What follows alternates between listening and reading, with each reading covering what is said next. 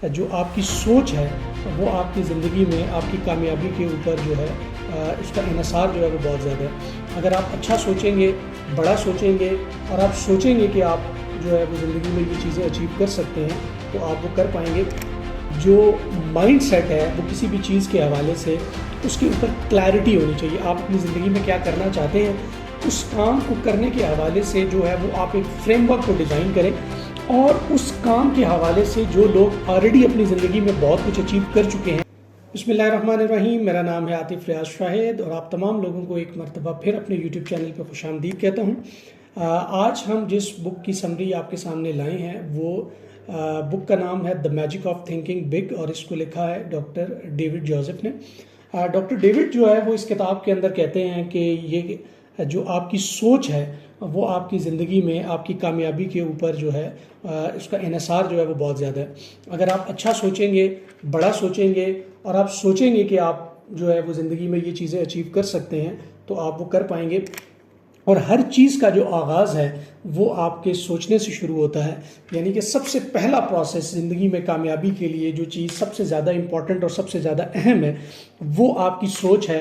अगर आपने बड़ा सोचा नहीं और आप बड़ा करना नहीं चाहते तो जब तक आप उसको सोचेंगे नहीं आप आगे बढ़ नहीं सकते। यानी कि इस प्रोसेस में जो सक्सेस का प्रोसेस है, डॉक्टर डेविड का कहना ये है कि उसमें जो सबसे पहली चीज़ है वो आपकी सोच है। तो इसके अंदर कुछ प्रिंसिपल्स हैं जो डॉक्टर डेविड साहब ने बड़ी डिटेल से एक्सप्लेन किए हैं। हम उसको बिल्कुल शॉर्ट करके आपके सामने पेश करते हैं। सबसे पहली चीज़ जिसके बारे में डॉक्टर डेविड साहब का कहना ये है कि इम्पॉर्टेंट है वो है आपका बिलीफ सिस्टम।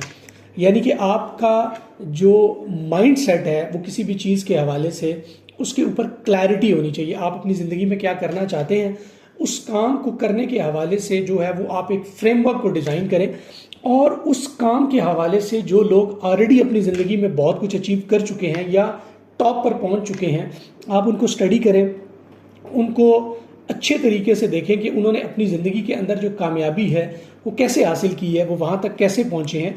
और अगर कुछ लोग या एक भी शख्स वहाँ तक पहुँच सका है तो आपके लिए भी वो नामुमकिन नहीं है बल्कि मुमकिनात में से शामिल है। जैसे मैं इसकी एग्जांपल दूं, अगर कि केटू जो है वो दुनिया की मुश्किल तरीन पीक्स में से एक है जिनको सर करना जो है वो बहुत मुश्किल होता है।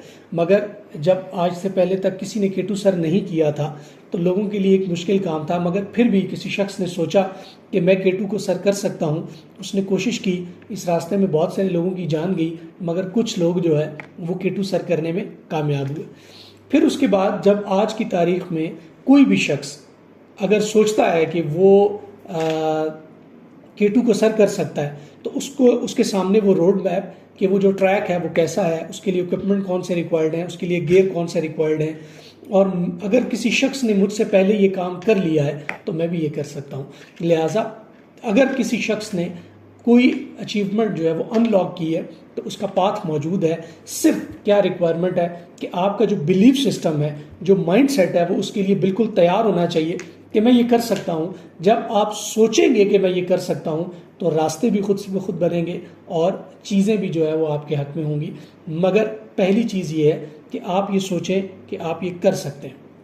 इसके बाद दूसरी चीज़ जो डॉक्टर डेविड जोसेफ का कहना है वो ये है कि आपका जो बिलीफ सिस्टम है वो इसके मुतालिक बड़ा स्ट्रांग होना चाहिए। यानी कि जैसे आप फॉर एग्जांपल के केटू के ऊपर जाना है तो आप अपनी फिजिकल एक्टिविटीज़ को ऐसा डिज़ाइन करें और ऐसा देखें। जब तक आप एक्शंस नहीं होंगे ना, जब तक आप उस सबसे पहली चीज़ तो ये है कि हमने सोच लिया, हमारा बिलीफ सिस्टम स्ट्रांग हो गया, मगर उसके रिक्वायरमेंट्स को पूरा करना भी आपकी जिम्मेदारी में शामिल है कि जब तक आप उसकी रिक्वायरमेंट को फुलफिल नहीं करेंगे कि अगर आप केटू सर करना चाहते हैं तो आपको फिजिकली एक्टिविटीज़ करनी पड़ेगी, आपको फिजिकल स्ट्रांग होना पड़ेगा, आपको अपनी डाइट कंट्रोल करनी पड़ेगी ताकि वो जो फियर आपके अंदर है कि शायद केटू में जाते हुए जो है, केटू पे चढ़ते हुए, केटू को सर करते हुए बहुत सारे लोगों की ज़िंदगी से हाथ धो बैठे हैं।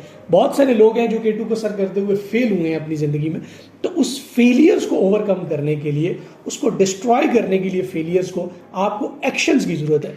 और एक्शंस जब तक आप नहीं करेंगे, जब तक आप उन चीज़ों को अपनी ज़िंदगी में काम में नहीं लाएंगे, उसकी एक्सरसाइज नहीं करेंगे, प्रैक्टिस नहीं करेंगे फेलियर्स को फेस नहीं करेंगे। डेफिनेटली जब आप किसी ज़िंदगी में बड़ा सोचते हैं तो सिर्फ सोचने से तो आपको कामयाबी हासिल नहीं होगी, बल्कि सोचने के साथ साथ उसके पैरामीटर्स डिफाइन करने, उसके एक्शंस के ऊपर गौर करना और उसकी जो रिक्वायरमेंट्स है उसको फुलफिल करना भी आपके लिए बहुत ज़रूरी है।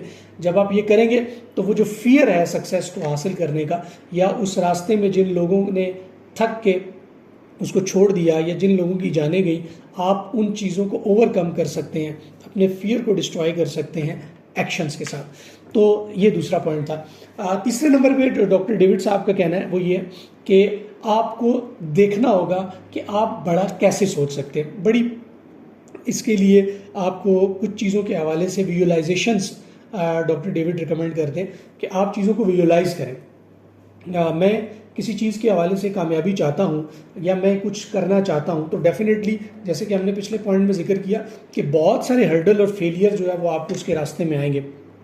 अब उन फेलियर्स को, उन रास्तों को, उनको ओवरकम करने के लिए आप क्या कर सकते हैं, ये बहुत इंपॉर्टेंट है। उसके लिए एक्शंस रिक्वायर्ड है। तो उस फेलियर्स को बर्दाश्त करने के लिए और उसके ऊपर खड़ा रहने के लिए ये बात इक्वली इंपॉर्टेंट है कि आप थोड़ी देर के लिए इमेजिन कर लें कि आपने वो कामयाबी हासिल कर ली है। अब वो फील करें कि वो चीज़ को हासिल करके या उस कामयाबी को पाकर आप कैसा महसूस कर रहे हैं। फिर आप वापस आ जाएं और स्ट्रगल करें। तो स्ट्रगल जब आप कर रहे होंगे तो बहुत सारे फेलियर्स और बहुत सारे जो बीच में आपको हर्डल्स आएंगे, आपको उनको फेस करने में जो है बहुत सारी आसानी होगी। इसमें एक छोटी सी कहानी मैं आपको सुनाता हूँ। एक शख्स था, वो बच्चा था छोटा सा, तो एक बहुत ही खूबसूरत कार को उसने देखा कि एक बड़ा अमीर आदमी उस गाड़ी में से उतरा है और गाड़ी से उतर के वो अपने घर में गया। तो बच्चे को कार बड़ी पसंद आई। बच्चा कार के सामने जाके खड़ा हो गया और उसको बड़ी हैरत के साथ देखने लग गया। और थोड़ी देर के बाद उस अमीर आदमी ने देखा कि एक बच्चा मेरी कार को बड़े गौर से देख रहा है, तो उसके पास आया। तो उसने कहा कि बेटा आपको ये कार बहुत अच्छी लगी है? उसने कहा जी बिल्कुल। कहता है कि बच्चा कहता है जी मुझे बिल्कुल पसंद भी आई है और मुझे लग रहा है कि ये बहुत एक्सपेंसिव है। उसने कहा बिल्कुल एक्सपेंसिव है। तो उसने कहा कि बच्चे क्या आपका ख्वाब है ऐसी गाड़ी और आप ऐसी गाड़ी ख़रीदना चाहते हो? तो उसने कहा मैं चाहता तो हूँ लेकिन ये बहुत मुश्किल है और बिल्कुल ये मेरा ख्वाब है। उसने कहा हाँ है, मतलब एक्सपेंसिव तो ये गाड़ी है लेकिन इतनी भी एक्सपेंसिव नहीं है और इतनी भी मुश्किल नहीं है। तो उसने कहा कि मुझे ये गाड़ी जो है वो मेरे भाई ने गिफ्ट की है। तो बच्चा थोड़ी देर के लिए सोचने लग गया और उसने बच्चे को दोबारा मुड़ के कहा कि तुम भी जो है वो इस गाड़ी को ख़रीदना चाहते हो? उसने कहा नहीं, मैं आपके भाई की तरह बनना चाहता हूँ। अब ये एक डिफरेंट थॉट थी, एक डिफरेंट सोच थी कि उस बच्चे का ये जहन था कि मैं आपके भाई की तरह बनना चाहता हूँ कि ये गाड़ी जो है वो मैं ना सिर्फ ख़रीद सकूँ बल्कि गिफ्ट भी कर सकूँ। तो इस तरीके से आपको चीज़ों को थोड़ा सा रूटीन से हट कर देखना पड़ेगा। आप एक सर्कल के अंदर मौजूद हैं और अगर आप एक फैक्ट्री में काम कर रहे हैं तो आप अगर सोच ही आपकी ये है कि मैं इस फैक्ट्री में काम करता रहूँगा और मैं अपने बच्चों का पेट पाल रहा हूँ तो ज़िंदगी ऐसी ही गुजर जाएगी। मगर आप समझेंगे कि यार ये एक फैक्ट्री का जो मालिक है ये कैसे काम करता है, चीज़ों की मैन्युफैक्चरिंग बाइंग कहाँ से करता है और वो अपने आँख कान खुले रखता है और उसकी सोच ही होती है कि मैं यहाँ पर सीखने के लिए मौजूद हूँ और इसके बाद बहरहाल मुझे अपना काम करना है। आज मैं किसी के पास काम कर रहा हूँ लेकिन मैं ये चाहता हूँ कि बहुत सारे लोग मेरे लिए काम करें। तो अगर उसकी ऐसी सोच होगी तो उसका जो बिहेवियर है उस ऑर्गेनाइजेशन में, उस फैक्ट्री में, वो डिफरेंट होगा एंड लेटर ऑन वो अपना काम खुद स्टार्ट करेगा और अलग होके अपनी लाइफ को चेंज करेगा। तो लिहाजा तीसरी चीज़ जो डॉक्टर डेविड कहते हैं वो ये कि आप डिफरेंट तरीके से सोचें और आप जब सोचें तो उसके अंदर जो है वो क्रिएटिविटी होनी चाहिए। एक पॉइंट जो उन्होंने मज़ीद ऐड किया कि क्रिएटिविटी होनी चाहिए। क्रिएटिविटी का मतलब ये कि जैसे आप उस प्रोसेस में से गुजर रहे हैं तो आप बिल्कुल उस प्रोसेस को फॉलो मत करते रहें कि सुबह गए काम किए और वापस आ गए, बल्कि इसके अंदर आप थोड़ी सी क्रिएटिविटी देखें कि किस तरीके से वो बाइंग हो रही है, किस तरीके से काम हो रहा है, मशीन की कितनी प्राइस है, कितनी चीज़ें मुझे रिक्वायर्ड होंगी इसी काम को अगर मैं खुद से शुरू करना चाहता हूँ।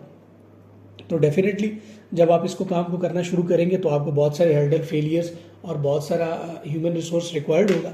तो जब आपकी सोच होगी कि मुझे ये करना है तो फिर आप एक्सपेरिमेंट्स करेंगे, फिर आप फेल होंगे और जो लोग फेल होते हैं कामयाब भी वही लोग होते हैं। कामयाब लोगों की ऑटोबायोग्राफी जब आप पढ़ेंगे तो आपको उनमें बहुत सारे फेलियर्स नज़र आएंगे, मगर उनमें और आम आदमी में डिफरेंस ये है कि उन्होंने हार नहीं मानी, वो कंसिस्टेंट रहे, एफर्ट्स को पुट करते रहे और उन्होंने वो सब कुछ अचीव कर लिया।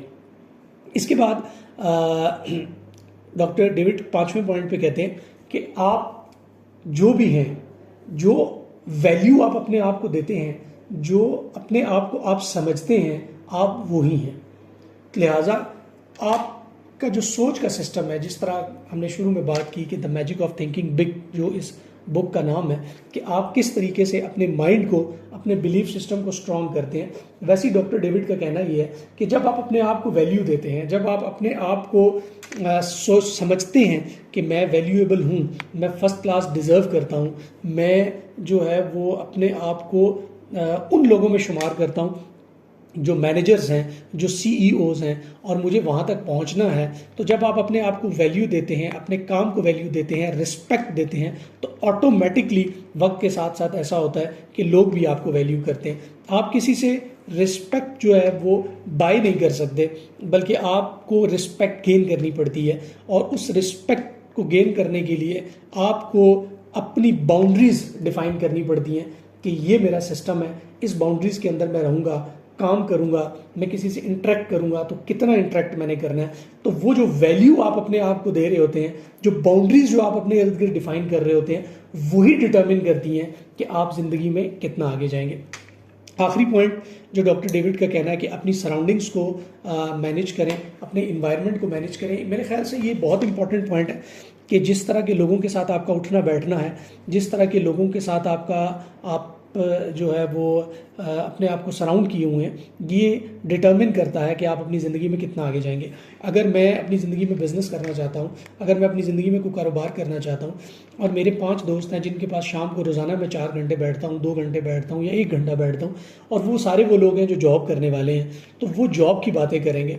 उनमें से किसी की कोई बात नहीं होगी कि वो बिज़नेस करें, बल्कि जब आप उसमें से बिज़नेस की बात करेंगे तो वो आपको बहुत सारे फेलियर्स गिनवाएंगे और आपको बहुत सारे ऐसे रीजंस देंगे कि आप ये काम ना करें, बल्कि आप बचत की तरफ जाएं, जो पैसे आपको आ रहे हैं उनमें से बचाएं और इस तरीके से आप अपना घर बना लें, आप अपनी ये चीज़ कर लें, वो कर लें।